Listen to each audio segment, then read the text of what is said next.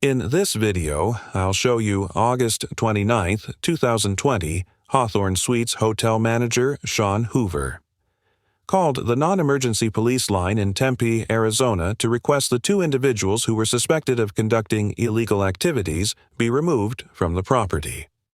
After making the call, Mr. Hoover and his employee Trevania Kumpian encountered a man and woman smoking in a stairwell with the exit door propped open. When Mr. Hoover asked them to leave, the female exited the premises, but the male suspect allegedly pulled out a gun. Mr. Hoover then told the man to put away the gun and leave, and the man complied. Shortly after this incident occurred, Officer Ronald Karzaya of the Tempe Police Department responded to the original call and approached Mr. Hoover in the hotel lobby. The interaction that followed was captured on Officer Karzaya's body camera. Hey, sir, how we doing? We gotta let me hold on to your issue. Some guy just pulled a gun out on us. I've got a 417 George here. I'm gonna need some additional units. Manager's advising this male subject here just pulled a firearm on him. Where is he now? White male, black male, what do we got? Is he a white male, a black male? Come on. White male, he's gonna be wearing a black shirt, tan pants. He's gonna be coming down the staircase and exit out that door right there. 10-4. He's probably gonna be poking out on the west exit. He's walking out now. Get inside now. Get the out.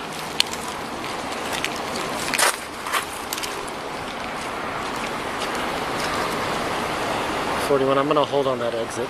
Responding units, if you're coming up Price, I want you to come in that entrance and hold. Put your hands up!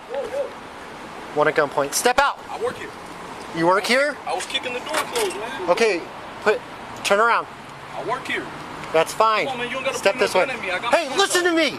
Listen, okay? I got my hands I am responding to somebody with a firearm who matches your description. Do you understand that? Despite the fact that the suspect was described as a white man wearing a black shirt and tan pants, Officer Karzaya points his firearm at Mr. Kumpian, a black male in a white shirt and dark pants, and claims he is looking for an individual with a firearm who matches Mr. Kumpian's description.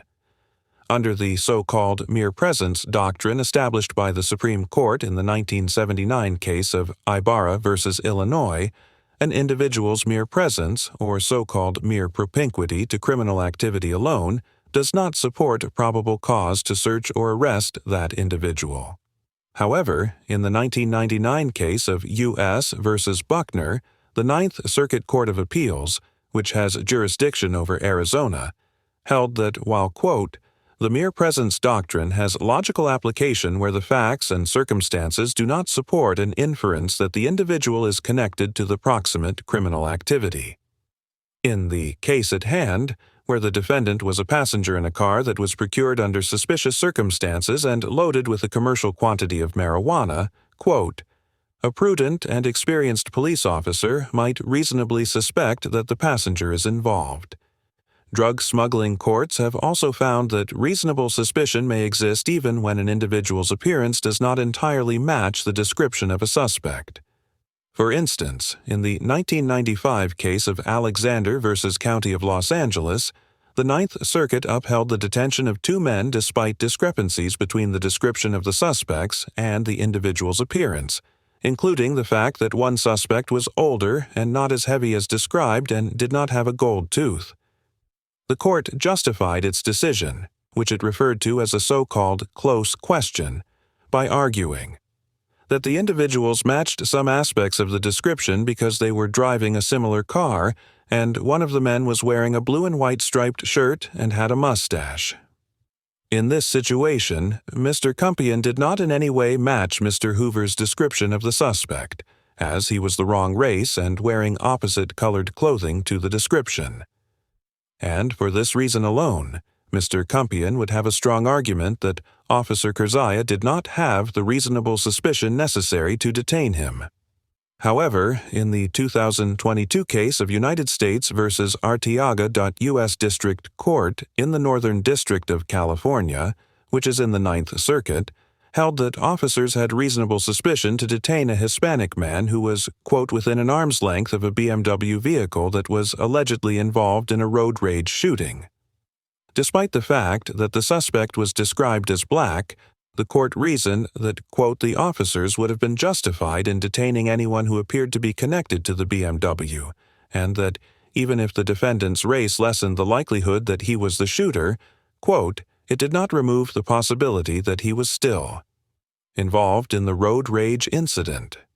Therefore, while it is certainly possible that a court could determine that Officer Kerzaya did not have reasonable suspicion to detain Mr. Kumpian, because he clearly did not meet the description of the suspect, it is also conceivable that a court would conclude that Officer Kerzaya was within his authority to detain Mr. Kumpian because he exited the door, where Mr. Hoover informed Mr. Kerzaya that the suspect was headed, and accordingly may have been involved with the suspect. I got my hands up, man. Take the gun off me. For real, I got my hands up. Where's your ID at? No, you don't get to tell me what to do. Where's your ID at? Take the gun off me, man. No. Where your supervisor at? You gonna shoot me? No. Be another person on the news? Get on your knees. I didn't do nothing Shut to the you. with that on your knees. I didn't do nothing to you. Remember this. I need your badge number and your name. You'll get everything you need. Yeah, put everything on the ground. I didn't do nothing to you. I got my hands up and I work here. Go call the manager. 41, where are my other units at? Just hang tight, okay? But this ain't, I work here. All you gotta do is call the manager and take the gun Who's your off. manager? Stop telling me what to do. Sean Hoover, take Okay, the gun what is off your me. name? Trey. 41, can we get somebody to get the complainant on the line and find out if there's an employee here by the name of Trey? You don't got to hold no gun. My hands are up. I'm not a threat to you. Are you a cop? I'm not a threat to you. Are you a cop? I'm not a threat to you. You don't tell me what a I'm threat not to me is. You don't know. Just because you're a cop don't mean you can hold a gun at somebody whenever you get good and damn ready. I put my hands up and I'm not... When I'm responding to somebody with a firearm, I can do what I need to stay safe and go home to my family. Do you understand that? My hands are up. Mr. Kumpian tells Officer Kerzaya that he can't point a gun at him just because he's a cop, and Officer Kerzaya replies that when he's responding to a call involving a firearm, he can, quote, do what he needs to stay safe. According to the Tempe Police Department Order 12.101, which includes the use of force policy for the department, pointing a firearm at an individual is recognized as a type of force, referred to in the policy as a so-called show of force. In general, the policy states that officers, quote, may use force, which is objectively reasonable based upon the facts and circumstances known or reasonably believed to exist at the time of the incident, and directs that, quote, employees will not use more force than is objectively reasonable to accomplish their lawful purpose. The policy also requires officers to consider the three factors for assessing whether force is excessive that are outlined in the 1989 Supreme Court case of Graham v. Connor, which include the severity of the crime, whether the suspect poses an immediate threat to the safety of the law enforcement officer or others, and whether the suspect is actively resisting arrest or attempting to evade arrest by flight. Based on these factors, courts have held that pointing a firearm at an individual can constitute excessive force in some situations, even if no physical contact is made.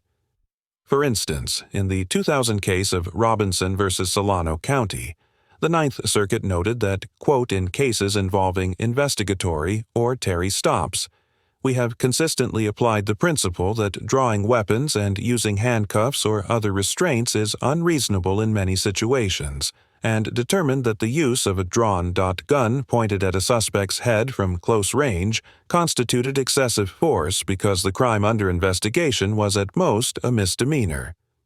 The suspect was apparently unarmed and approaching the officers in a peaceful way, and there were no dangerous or exigent circumstances apparent at the time of the detention. In addition to constituting excessive force, there are some circumstances where the use of drawn weapons can transform a Terry stop into an arrest, which must be supported by probable cause. In the 1974 case of United States v. Strickler, the Ninth Circuit concluded that an armed approach to a surrounded vehicle constituted an arrest, where it was clear that the officers had no legitimate fear for their safety and only tenuous reasons to believe that the occupants of the car were involved in criminal activity. Applying the Graham factors to this situation, Although the underlying criminal offense involved was more serious and involved a firearm, Mr. Kumpian was not holding a weapon, did not appear to pose a threat to anyone, and was completely compliant with Officer Kurzaya's orders, coupled with but the fact that Mr. Kumpian clearly did not match the description of the individual alleged to have a firearm, it seems likely that a court would conclude that pointing a firearm at Mr. Kumpian for an extended period of time constituted excessive force, and it would also likely violate the Tempe Police Department's use of force policy. Likewise, if a court determined that Officer Kurzaya's use of force transformed the detention into an arrest, it would almost certainly hold that Officer Kurzaya did not have the probable cause necessary to arrest Mr. Kumpian through the extended pointing of his firearm. I have somebody on the phone right now with Sean trying to confirm if you're an employee or not. As soon as I verify that, you can go, and then you can get whatever information you need. Do you understand that? It's crazy, huh? Hey, can you record this? He steadily got his gun on me and I got my hands up. I'm recording too. And I got my hands up. I know I work here, but he steadily got his gun. That's fine, just stay back. I got my hands up on the ground, he still got a gun pointed on me. Anybody come out? Did he verify that somebody by the name of Trey works here? Get out of here, Trey. Yeah, thank you. You can stand by in the lobby if you need all my information. I'll be more than happy to give it to you. Have a great afternoon. Hey, if we have Sean on the line, can you give me any more intel on if this guy exited yet or not? I exited the building to stand on the door and Sean was watching him on video. Yeah, I need at least one additional to come to the lobby and meet up with Hoover. And then I need... Stop right there. I've got another one to gunboat. Get your out of here now! I've got one fleeing back inside. Hispanic or white male, approximately 30 years old, black bandana, white t-shirt, gray shorts. Stop right there. Me? Where did he go? Where the did he go? Ain't got nothing to do with that, man. Where is he? Ain't got nothing to do with me. No shit. So why is you talking to me like that? God, get out of the way. I'm not go. Way. I can't go now. After Officer Kurzaya pointed his firearm at him while he was attempting to leave the hotel with his bicycle, Officer Kurzaya screams at an individual in the hallway to tell him where the other individual went and continues to speak harshly with him when he does not provide the information requested. As we have discussed many times on ATA, citizens generally do not have a duty to assist officers with their investigations, and the individual in the hallway was well within his rights to simply inform Officer Kurzaya. He had nothing to do with the situation. Officer Kurzaya, on the other hand, was required to follow the Tempe Police Department's Code of Conduct, which is contained in Department Order 3.201. The policy states that, quote, police employees shall always conduct themselves both on and off duty in such a manner as to reflect favorably on the department, and that, quote, police employees are expected to conduct their personal and professional lives in such a manner as to avoid adverse reflection upon themselves or the department. It also notes that being, quote, abusive in attitude, language, behavior, or conduct toward the public is considered a so-called violation of procedure, as is speaking, quote, an unprofessional, inappropriate, or offensive remark. It seems likely that Officer Kurzaya's treatment of the individual in the hallway, as well as his conduct in interacting with other members of the public throughout this interaction, violated the department code of conduct. I'm just inside the west entrance. I don't know where the hell he went. He's good. Get him out. Where did he go, Sean? Jesus Christ. The guy with the gun. Where the hell did he go? He walked outside. Jesus Christ. Sean just told me that he went back inside. He may have popped out the main entrance. Which way did he go? I told you. And why do you have my employee a black male at gunpoint? He's clearly not white. Somebody else go talk to Sean. The manager is explaining that he may have fled out the east entrance now, but he doesn't. My camera can't go on mute, so I'm going to turn it off as he speaks with another officer outside the hotel. Officer Kurzaya appears to turn off his body camera. It was later reported that the other officers who arrived on the scene completed the investigation and the armed suspect was never found. The Tempe Police Department launched an internal investigation into Officer Kurzaya's conduct and found that he violated several policies during the interaction. As a result of the investigation, Officer Kurzaya was given a 2-week unpaid suspension and placed in an administrative role with the department for at least 1 year. He was also required to take part in a performance improvement process. In his official response to the department's internal investigation, Officer Kurzaya wrote that, quote, "I understand that my actions have caused a tremendous amount of anguish for many different people, and I cannot convey enough how remorseful I am for my actions and the aftermath that so many people have been forced to deal with and continue to deal with to this day." Officer Kurzaya's immediate supervisor, who was also on scene at the hotel, received a 40-hour unpaid suspension. Notably, Officer Kurzaya was also involved in a controversial use of force case in June of 2019, where he deployed a taser on an unarmed man while holding his 1-year-old child in his own home. After the Hawthorne Suites incident, the Arizona Peace Officer Standards and Training Board opened an investigation into Officer Kurzaya, and in early 2022, Officer Kurzaya voluntarily and permanently relinquished his Arizona Peace Officer certification without admitting any misconduct or failure to meet minimum qualifications. According to state rules, Officer Kurzaya will be permanently banned from re-entering law enforcement in Arizona for relinquishing his certification while facing potential disciplinary action. After the encounter, Mr. Kumpian hired prominent civil rights attorney Ben Crump, who also led George Floyd's family's legal team to represent him. In September of 2020, he filed a $2.5 million notice of claim against the city of Tempe as a result of the incident. And on December 9, 2020, the Tempe City Council unanimously approved a $300,000 settlement agreement that did not include any admission of liability. Overall, Officer Kurzaya gets an F for pointing a firearm at Mr. Kumpian, when he in no way matched the description of the suspect and was entirely compliant, and speaking to multiple citizens in a rude and completely unprofessional manner. The way that Officer Kurzaya pointed his firearm at anyone who crossed his path demonstrated a complete disregard for the physical and mental well-being of everyone who happened to be at the hotel during the incident, and a total lack of respect for the potentially life-ending power he wielded by carrying a deadly weapon.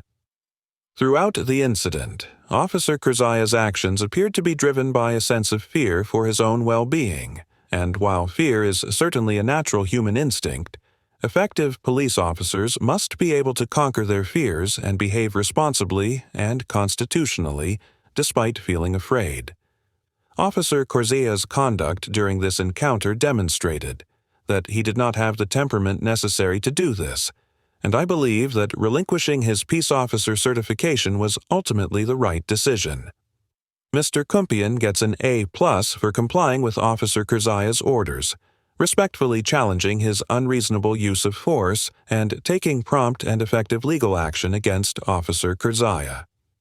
After the incident, Mr. Kumpian explained that in his response to the encounter, he was at least partially motivated by fear that Officer Kurzaya was going to kill someone in the near future and, on the body camera footage from this incident, this concern was more than justified. I commend Mr. Kumpian for taking action to protect the public from a potentially dangerous officer and would encourage other citizens to learn from his example of challenging police misconduct after the completion.